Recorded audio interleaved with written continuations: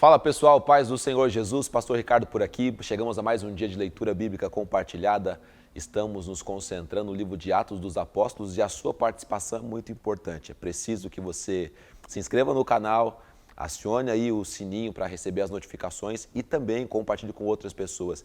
E o principal é que você deixe a sua visão do capítulo que a gente leu aqui nos comentários. Isso é muito importante. Eu tenho falado, tenho, na verdade, batido forte nessa tecla. O que você observou, de repente, outra pessoa não percebeu e pode ser uma ajuda para ela poder entender o texto, entender o que está dizendo ali.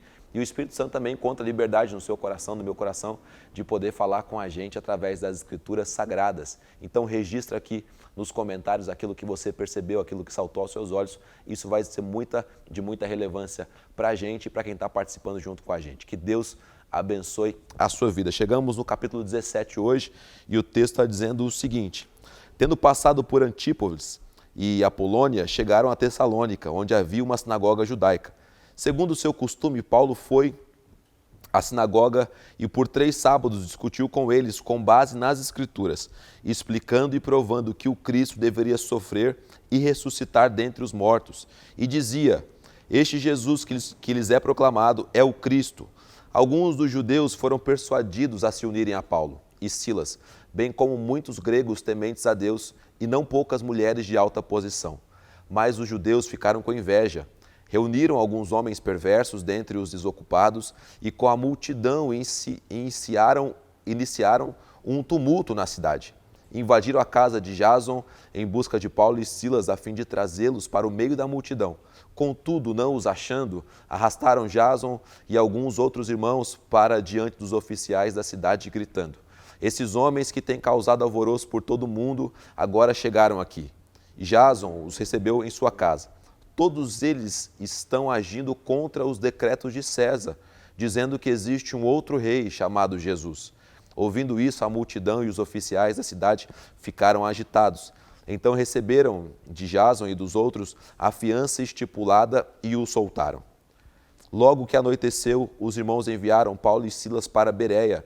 Chegando ali, eles foram à sinagoga judaica. Os bereanos eram mais nobres do que os tessalonicenses, pois receberam a mensagem com grande interesse, examinando todos os dias as Escrituras para ver se tudo era assim mesmo. E creram muitos dentre os judeus, bem como dentre os gregos, um bom número de mulheres de elevada posição e não poucos homens. Quando os judeus de Tessalônica ficaram sabendo que Paulo estava pregando a palavra de Deus em Bereia, dirigiram-se também para lá, agitando e alvoroçando as multidões. Imediatamente os irmãos enviaram Paulo para o litoral, mas Silas e Timóteo permaneceram em Bereia. Os homens que foram com Paulo o levaram até Atenas, partindo depois com instruções para que Silas e Timóteo se juntassem a ele, tão logo fosse possível. Versículo 16. Em Atenas, enquanto esperava por eles, Paulo ficou profundamente indignado ao ver que a cidade estava cheia de ídolos. Por isso, discutiu na sinagoga com os judeus e com gregos tementes a Deus, bem como na praça principal, todos os dias, com aqueles que por ali se encontravam. Alguns filósofos epicureus e estoicos começaram a discutir com ele. Alguns perguntavam: o que está tentando dizer esse tagarela? Outros diziam: parece que ele está anunciando deuses estrangeiros, pois Paulo estava pregando as boas novas a respeito de Jesus e da ressurreição. Então o levaram a uma reunião no Areópago, onde lhe perguntaram: podemos saber que novo ensino é esse que você está anunciando? Você está nos apresentando algumas ideias estranhas e queremos saber o que elas significam. Todos os atenienses e estrangeiros que ali viviam não se preocupavam com outra coisa, senão falar ou ouvir as últimas novidades. Então Paulo levantou-se na reunião do Areópago e disse: atenienses, vejo que em todos os aspectos vocês são muito religiosos, pois andando pela cidade, observei cuidadosamente seus objetos de culto e encontrei até um altar com essa inscrição: ao Deus desconhecido. Ora, o que vocês adoram, apesar de não conhecerem, eu lhes anuncio. O Deus que fez o mundo e tudo o que nele há é o Senhor dos céus e da terra, e não habita em santuários feitos por mãos humanas. Ele não é servido por mãos de homens, como se necessitasse de algo, porque ele mesmo dá a todos a vida, o fôlego e as demais coisas. De um só fez ele todos os povos para que povoassem a terra, tendo determinado os tempos anteriormente estabelecidos e os lugares exatos em que deveriam habitar. Deus fez isso para que os homens o buscassem e talvez, tateando, pudessem encontrá-lo, embora não esteja longe de cada um de nós, pois nele vivemos, nos movemos e existimos. Como disseram alguns dos poetas de vocês, também somos descendência deles.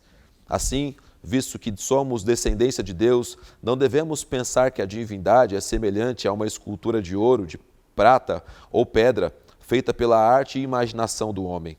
No passado, Deus não levou em conta essa ignorância, mas agora ordena que todos, em todo lugar, se arrependam, pois estabeleceu um dia em que há de julgar o mundo com justiça, por meio do homem que designou, e deu provas disso a todos, ressuscitando-o dentre os mortos. Quando ouviram sobre a ressurreição dos mortos, alguns deles zombaram, e outros disseram, a esse respeito nós o ouviremos outra vez. Com isso, Paulo retirou-se do meio deles. Alguns homens juntaram-se a ele e creram. Entre eles estavam Dionísio, membro do Areópago, e também uma mulher chamada Dâmaris, e outros com eles.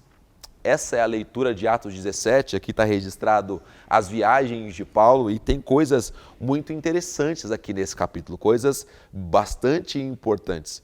Primeiro que muitas pessoas em todas as cidades que Paulo e Silas estavam passando começaram a seguir. O texto aqui diz que em Tessalônica muitas mulheres de alta posição seguiram, em Bereia homens e não poucos também seguiram a Paulo. Em Bereia você tem aquela célebre comparação que o apóstolo faz entre os tessalonicenses e os bereanos, dizendo que os bereanos eram mais nobres porque eles ouviam a palavra e depois eles iam e examinavam as escrituras. Isso é muito importante.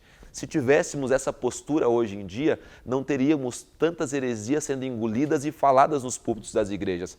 Porque se o povo ouvisse a mensagem, mas depois fosse conferir a mensagem com a palavra de Deus, muita coisa ia ser rebatida, muita coisa ia ser repensada.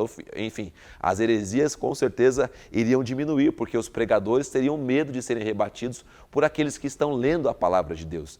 E na sequência você vê Paulo chegando até Atenas, a capital da sabedoria, a capital da cultura mundial. E ali ele percebe que a cidade é idólatra, ele percebe que a cidade tem vários altares, ele percebe que as pessoas elas desejam a religião, elas desejam um contato com o divino, um contato com aquilo que é transcendental, mas elas não conhecem a Deus de verdade.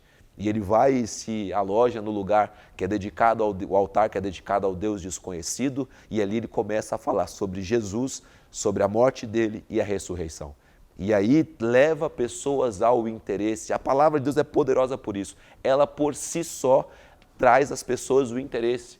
Por isso eu digo, ela é a isca que nós usamos para salvar pessoas. Nós não precisamos de nada que o mundo tem para nos oferecer, para que nós chegamos ao alcance do coração das pessoas, porque nós temos a palavra de Deus, e a palavra de Deus por si só é isca, ela é ferramenta, ela é poderosa para alcançar o coração das pessoas. E Paulo chega em Atenas e começa a pregar sobre o Jesus que viveu, o Filho de Deus encarnado, que morreu e ressuscitou.